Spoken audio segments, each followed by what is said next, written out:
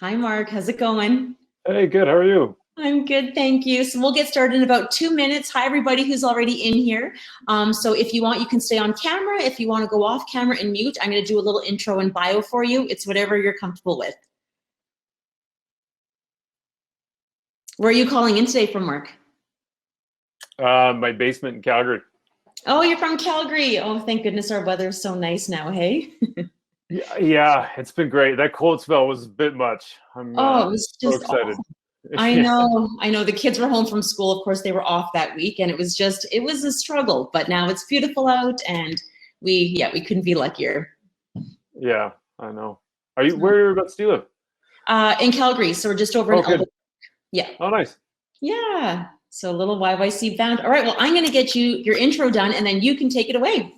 All Okay. right. Hi, everybody, and welcome to your last session of the day. My goodness, this day has flown by, which I mean, I just feel so grateful to be a part of it all, and it shows that we're all having a lot of fun. Now we've got Marc Binkley joining us from Onstis, and he's the VP of Digital and Marketing Strategy. Now, I love the title of his presentation. It's called "The Goldfish Got It Wrong: Why Long-Form Creative is More Important Than Ever."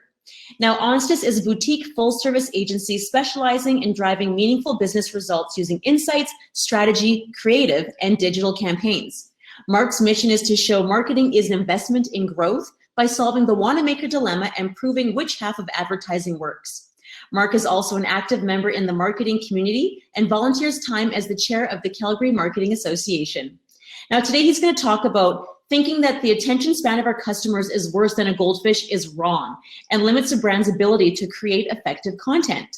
This presentation is best for decision makers who want to improve the business impact of their marketing investments. So today we'll learn, 1, the attention span of our customers is much longer than we'd previously thought. 2, assuming customers have a 9-second attention span has led marketers down a dead end. And 3, long-form content offers brands more opportunities to engage customers and drive better business results.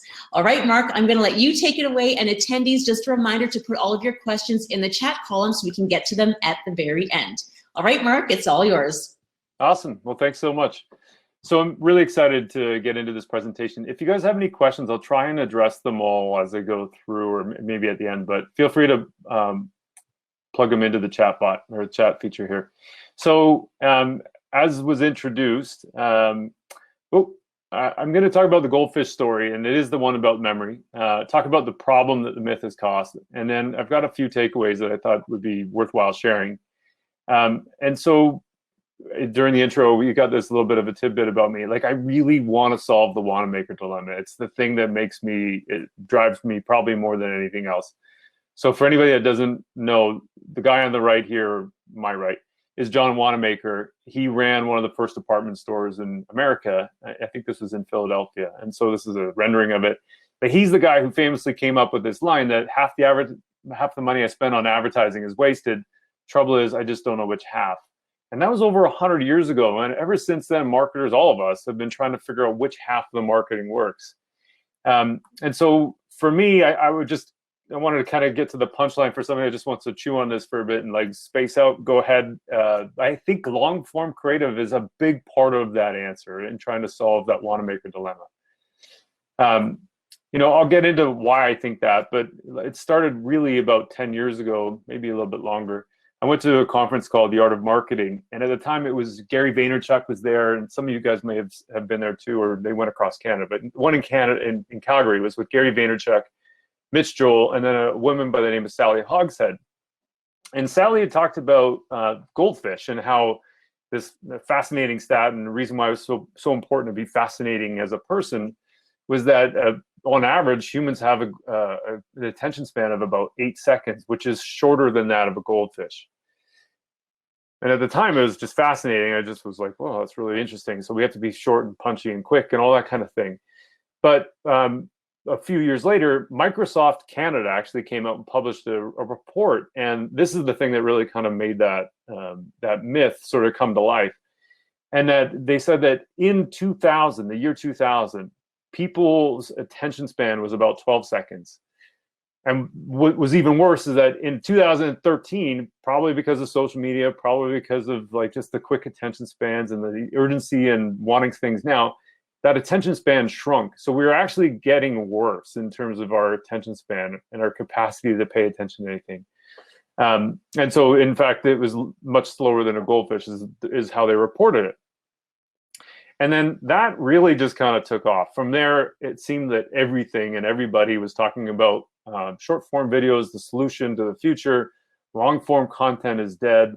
Why short form video is poised to make a bigger chunk of the market.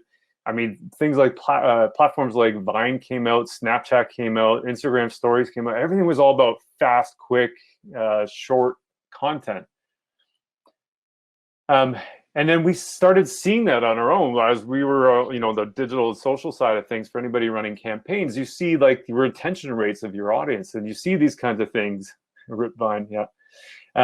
You see these kinds of things come into life in almost real time, where you're watching your videos that you put so much time and energy and effort into, and they get 2-3 seconds of view time. You can see the curve that happens over time. This is just a generic one, but it's something that everybody sees. When you have a video that gets to the end of 1 minute, you've got 124 people that actually saw the whole thing. And so as marketers, we think, okay, well, nobody has an attention span. We have to make everything short. It has to fit within the first 3 seconds, or YouTube, the first 5 seconds is really important. Bumpers, we just make those 6 seconds flat out, and then we do nothing else. Just try and make sure that we get impression, impression, impression. HubSpot, in a few years after that, came out with this prescription on, acknowledging, almost kind of putting the nail in the coffin of the goldfish story. How to market to goldfish. I mean, we're not even talking about people anymore. We're talking about people as being goldfish. And so the idea here is like, what decreasing attention span what decreasing attention spans means for marketers. And there's an infographic, and it was super detailed, and people spent a lot of time thinking about this. The punchline of that was that you have to keep your messaging short and sweet, but they did it in a really short, succinct blog post of about 2 minutes. Around that time, I was working at Sport Check, or FGL Sports. And so we knew, and everybody, you've all heard stuff like this, as people scroll through their phones. I mean, phones is a mobile device is such an important platform for marketers now. What we're trying to do is try and give people some kind of thumb-stopping content. I just was at the talk with Jake, and he mentioned the same kind of thing. So as people are scrolling, you're trying to get people to stop on your piece of content. So when I was working at FGL, we had this really interesting experience working with other agencies from around the globe, and Facebook Global as well, who were looking for us to come up with innovative ways to do it. One of the guys from BBDO Global had said, statistically speaking, there's this great fact that fire has more thumb-stopping power than any other kind of creative mechanism or tactic. So, we took that and we, hook, line, and sinker. We bought the bait, we bought into it, and we began building disposable content. And we were making, and this is for not just the fire thing, I'll get into that in a second, but we were making so much disposable content. Everything had to be quick and fast and really, really cheap and cheerful. So here's the products on fire stuff that we were making at that time. So this is Black Friday, Boxing Day. I've got an example of it, and it may take me a second to do this. But essentially what we did is we took all of our products, we put this burst of fire in behind it, and then came up with this particular message. And so the idea was that it would be a thumb-stopping experience. And I'll just show you what that looked like. So here comes the product, here comes the burst of fire, and then, 50% off. How could you not want to buy that? The funny part about the name of the company that built the fire for us was, I can't even believe this is a real company name, but they're called Dragon Farts, of all things. It's great, but only in marketing. So anyway, so we would do things like that. And so, everything we were building and everything we were making really got centered around how quickly can we make things, how fast can we make things, how short can we compress information. So what? Who cares? Well, recently, as I mentioned before, I've been really I've been on this journey to try and figure out what drives profitability, and how do we figure out what half of the marketing of our marketing and advertising works. I stumbled across this Kantar report that came out. They looked at, I think it was 383 companies that managed 800 brands, looked at a 14-year history, and looked at what are the actual drivers of making companies money and driving profit and revenue. And so, all the things here that I've been spending the last 10 years on are certainly things that matter a lot. So setting budget across geographies, budget setting across portfolios, running multimedia campaigns, budget setting across variants, so into A/B testing.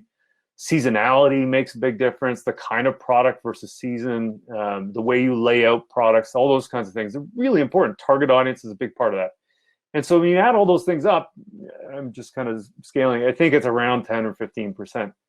But the one thing that I never really paid that much attention to, and I feel terrible for saying this, but I just didn't, was creative quality. And that, more than any of the other ones, has the biggest impact as a single entity on the creative or the profitability and performance of ads.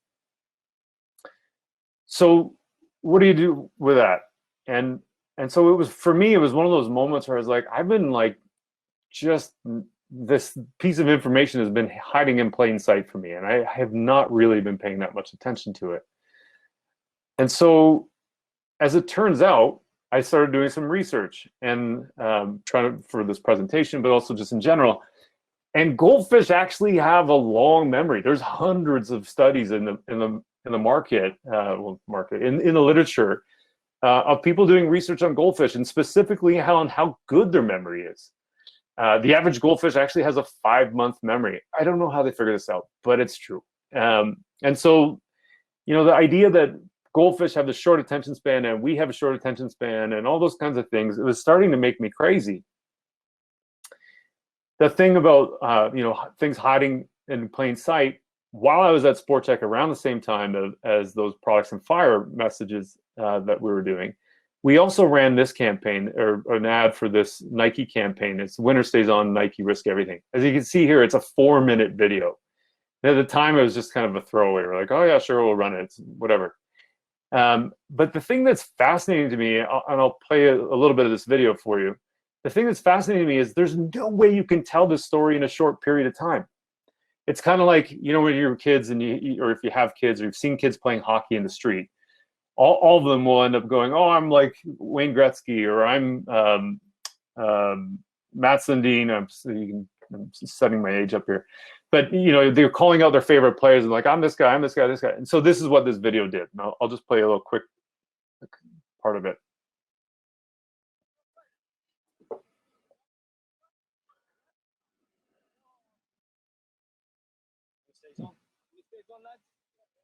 Stays on. Cristiano Ronaldo. Yeah. Well, Neymar.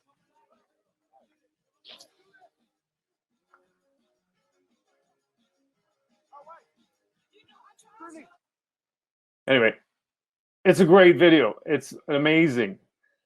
What was even more amazing is when we looked at it, the average view duration was 2 minutes and 35 seconds. And again, this is one of those things where it's just hiding in plain sight for me. I don't know why I never paid that much attention to it, but it's a 4-minute video in comparison to everything else that I know, believed, and bought into. This should never have worked, but there's no way you can tell this story in such a short period of time. At the same time, I was reading this book, Pillars of the Earth, and I thought it was an amazing book. I don't know if any of you guys have seen that, but it's such a great book. But it for sure is, at that point in time, one of the biggest books I've ever read. It's got the smallest print, almost no pictures. I mean, it's an amazing book, and I was captivated. It had my attention for weeks. I'm a slow reader. You guys have probably seen Avengers: Infinity War. I mean, this movie is 2 hours and 40 minutes long. It's not a fast movie. Similarly, when I was looking for a guitar not that long ago.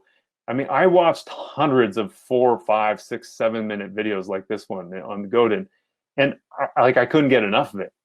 So what I wanted to say is, like, what if it's funny, every time I see this, I can only hear his voice. What if I told you, you just proved my point. I think what I'm trying to say is that to get to this point, it's been about a 10-minute conversation. If we all had attention spans of a goldfish, there's no chance you would have ever heard what I've had to say up till now. So I think we need to challenge some of these assumptions that we buy into. And for sure, that was something that I had to do and I had to accept. And that people aren't goldfish. And as I was doing more and more research, I found this thing that basically confirmed, they went through all the resources and all the information, that there's absolutely no support for the people who have a shorter attention span than a goldfish. But what I did find is that there's this other doctor, psychology and research professor, Dr. Gemma Briggs, that talks about attention being two different kinds. If you can think about attention being both task dependent, but one is stimulus based and the other is focus based. And the stimulus based stuff is when you're multitasking. So you're on your phone or you're watching TV and your attention, or you're driving even. Your attention is divided between the road, let's say, and the radio and your person sitting beside you, or on your device, you're kind of doing that while you're watching me speaking. You know, you're when you have advertising that's based on stimulus, that's kind of like the idea there. You have a shorter attention span because you're trying to do a bunch of things. That's the kind of advertising that we get when we do stimulus based. So it's that sort of New York Times, or sort of the Times Square, that kind of advertising. Everything's right in your face. Everything's just trying to capture your attention right now, right now, right now. On the other hand, there's this goal-driven attention. So that's when, like I was shopping for my guitar, I'm curious, I'm motivated to find out information. I'm very focused on what I'm looking for, and I've got tons of time for that. And that's kind of like that video of the Nike Winter Stays On. It's 2.5 minute average view duration. People are entertained, they're interested, they want to see what's going on. And there's even more information. And there's a couple of bits here, but Social Insider, they looked at 10 million Facebook videos, and they found that the optimal video length for engagement was 2 to 5 minutes. Backlink, anybody who's a SEO writer probably know about backlink and maybe the study. They looked at almost 12 million search engine result pages, and they found that the best content has the most words. Similarly, Medium also has done an analysis. They're a blogging platform, and they've done an analysis on all their content, and their optimal length for content is a 7-minute read. So taking all that stuff into account, recently we've worked with a client called Genesis, and they've got they build homes and they build communities, and they're really, really great, and they've got great products. So just before Christmas, they wanted to promote the beautiful space they have, some great design. They wanted the messaging to be seasonal. They wanted to have warmth, sort of this feeling of warmth. They wanted the content to be engaging, and they really, really wanted the content to be useful. So what we did is we just said, let's build the best video we can. And whatever length it is whatever length it is. So we made this cooking video, or a baking video, Christmas baking video for cakes you could serve people at Christmas time. And it was almost 11 minutes. And we're like, I don't know, let's see what happens. Lo and behold, the average view duration was over 4 minutes, which is crazy on an 11-minute video. And then the crazier part, in my mind, was that almost 10% of all the people that were watching this, about 250,000 views, there was almost 10% of people watched all the way to the end, which is fascinating to me. And thinking back to what Seth was saying this morning about finding your 1,000 true fans, or that sort of the smallest possible audience size, I mean, this could be one of the ways to find that. So if I think about sort of summing up what it is that I'm really trying to say is, like, I don't think it needs to be this fastest, or the shortest, or the best 6-second, or the quickest, or a 30-second, or a 60-second video. I think when we think about content and creative, especially for me now going forward, I really want to focus on just telling the best story. And whatever length it is the length it is.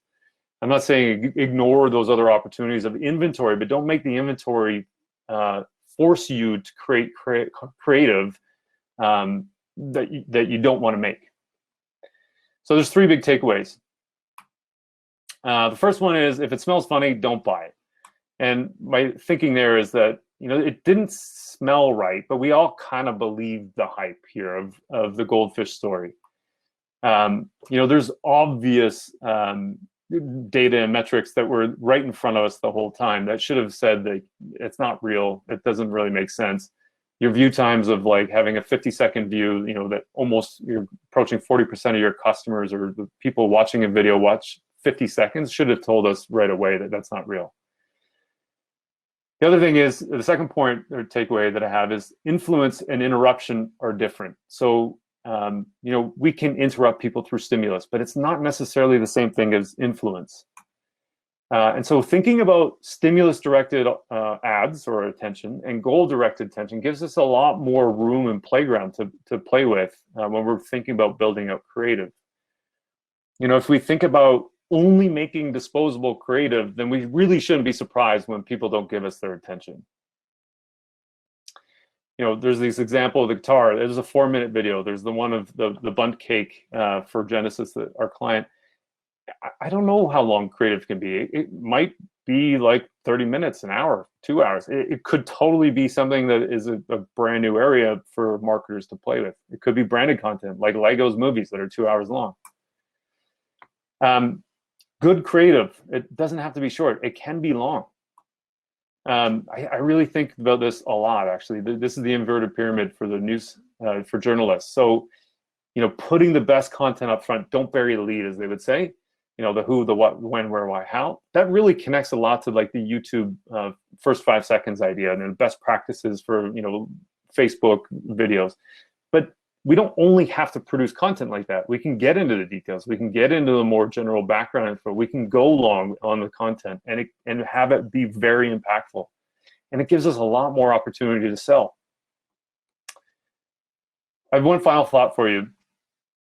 There's this great quote from David Ogilvy: "The customer isn't a moron. She is your wife."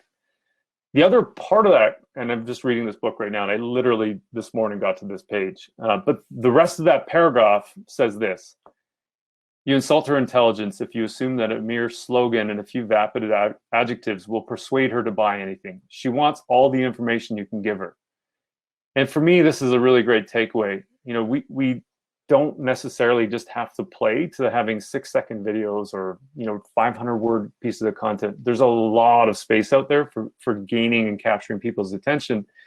But more than that, I think what Seth was saying this morning is earning people's trust, and you can't just do that in a quick hit. So over to you, really. The choice is yours.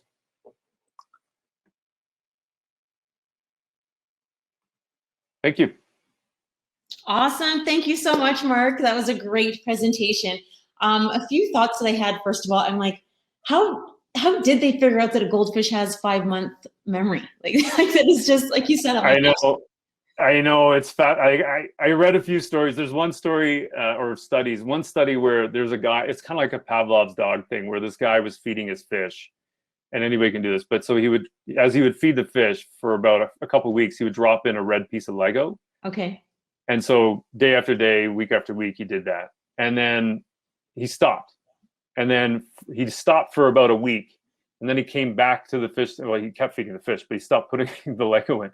And then he came back to the tank and then would just drop the Lego in. And the fish would come flying over to the Lego, thinking it's not food, but thinking it was food. I mean, there's stuff about like goldfish literally jumping out of the fish tank when their owner walks by because they recognize them after not having seen them for a while. Like, I don't know enough about goldfish psychology to know how they figure out how long. Well, yeah, I love it. I'm impressed. Okay, let's get to the attendee questions. Okay, our first one's coming up from Natasha. She's asking, is there research on if there are differences between the way men, women, and non-binary folks react to lengths of content? Yeah, that's a great question. I don't really know. I mean, I suppose if the way I would approach it is this, that if I know who my customer is and I know what makes them tick, because I've talked to them, I've done the research, then whether they're non-binary, male, female, whatever, I mean, I would design the content for them. Mm-hmm. So I would expect if let's say I was going after a non-binary person as a target audience, and I made something that was for guys, like, you know, typical jock kind of guy, like I would expect that to shorten their attention of the target audience because it's not built for them. Got it. Okay, so it's more you tailoring your content to each group. Okay. Yeah. Okay. Awesome. Okay, January is asking, I'd be interested to know your thoughts on how to get short and long form content working together. The Nike video had an edit that ran as a 30-second TV spot that drove a lot of people to seek out the full length version. Mm-hmm. Totally. And I think, yeah, that's the tricky part. Not the tricky part, but that's the fun part of, I think, of being in marketing is trying to figure out how one thing helps another. Mm-hmm. So if you, and again, I feel like I'm just quoting Seth now all the time. It was great to see him. But if you make something remarkable, then you just need a bit of a trigger to show them, like on one platform. Like, let's say we're going to use Instagram stories or like a bumper as an example, the bumper ad. Short form video on one platform to say, hey, go visit the long form asset over here because it's a better viewing experience or whatever the case may be. I mean, that would be the way, in my mind, to kind of create that link between the two of them. But the remarkable asset is the reason why people are looking. You know, the short ones could be a reminder for the remarkable one. Perfect. Does that make sense? And then, yeah, that makes sense. And then she's got a follow-up question. She says, any thoughts on how to promote or seed out teaser content to drive engagement with the longer form piece? Yeah, I mean, I don't. I think it's a great question. It's also like it's loaded. There's so many different things different ways I want to answer that. Yeah. One of them would be you could just tease it, like in a movie, like coming March 25th. Stay tuned. There's like the movie will be released. Like you can do those kinds of things leading up to that. As you do that, you can build out some of that teaser content audience, let's say, through view time or, if it's on a website, you can use retargeting, that kind of thing. You build out that core audience, and then you can release that full-length video asset to that core audience, and then allow them to help you share it out. So they get first dibs and being able to see it. So they're like the insiders. So that's something that we've done with trying to create viral videos in the past, and it can be pretty effective. The other part is, like, depending on what you want to do, your objective will always make the difference in terms of your tactics and your approach. But if you really wanted to just reach everybody in your target market, I would just lead with like the channel and the asset that's going to get you your best reach.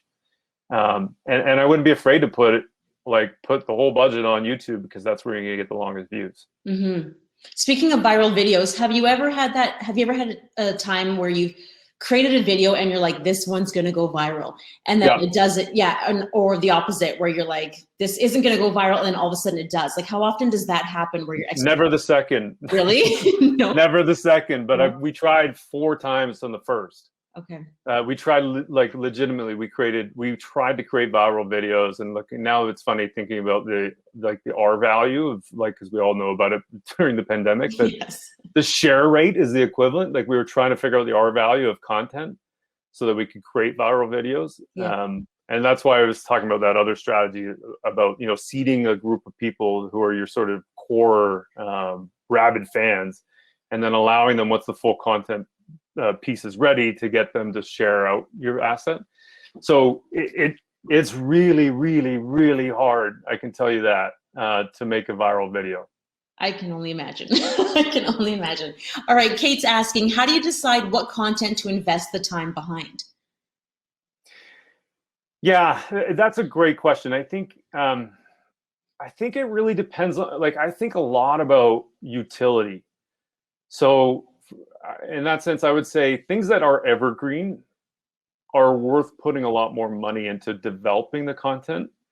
So depending on the industry and that kind of thing, I used to be in sales. And so one of the things that how I first got into marketing, actually, in advertising, was I would just write down all these questions that people were asking me about. And then I started blogging the answers. And then I found there's probably a lot of repetition with within those FAQs that you call them now. And so I would start there, like write down all the common questions that you're getting for either your company or your service or your product or whatever. And then the ones that are the most common, invest in creating content around those. And so you could have one question that's popping up, but you might have 5 different versions of content. So you can create a video, you can create a podcast, and it could be the same from the same moment. Like we could record this, and this could become our video, but it's also, we could rip the audio, it becomes audio. We could build out sort of meme style images.